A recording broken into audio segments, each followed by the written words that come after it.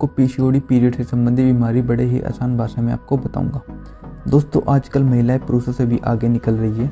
वे घर का काम और बाहर का काम दोनों को ही बड़े बैलेंस करके चल रही है, पर ऐसे में अपने शरीर का ध्यान रखना भूल जाती है। अपने ऊपर ध्यान न देने से उनके शरीर में काफ़ी बीमारी जन्म ले रही होती हैं।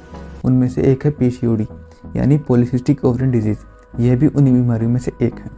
टाइम की कमी और ज़्यादा काम में आजकल लड़कियां और महिलाएं अपने खाने पीने पर सही ध्यान नहीं दे पाती हैं और बीमारियों का शिकार हो जाती हैं। शायद आपको पता न हो, पर आपके खाने पीने और रहन सहन का आपके शरीर पर काफ़ी प्रभाव पड़ता है।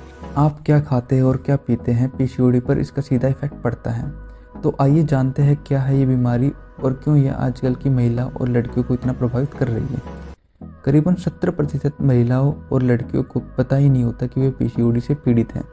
पीसीओडी एक प्रकार का हार्मोनल विकार होता है।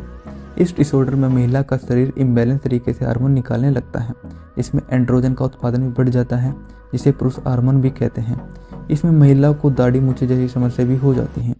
एक रिसर्च के अनुसार 10 में से 1 महिला इस डिसऑर्डर से पीड़ित है। इसे पीसीओएस के नाम से भी जाना जाता है। पीसीओएस में महिला के बड़ी हुई ओवरी में छोटी छोटी सिस्ट पाई जाती हैं। कुछ इस प्रकार से देखिए। नॉर्मल ओवरी कैसी होती है और पॉलीसिस्टिक ओवरिन कैसी होती है। पॉलीसिस्टिक ओवरी में आपको छोटी छोटी सिस्ट नज़र आ रही होंगी। इसे ही पॉलीसिस्टिक ओवरिन सिंड्रोम कहा जाता है, यानी कि पीसीओएस। दोस्तों, ये सिस्ट बनने का जो कारण है वो है आजकल लाइफस्टाइल।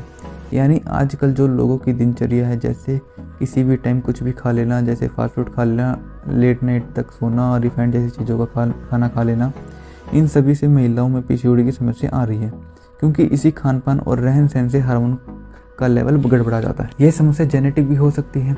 पीसीओडी की समस्या होने पर महिलाओं को गर्भधारण में तो दिक्कत आती ही है, साथ में हार्मोनल इम्बैलेंस के कारण काफ़ी समस्या का सामना करना पड़ता है, जैसे तेज़ी से वेट गेन होना, जबकि कुछ महिलाओं को हर समय कमजोरी की शिकायत भी रहती है।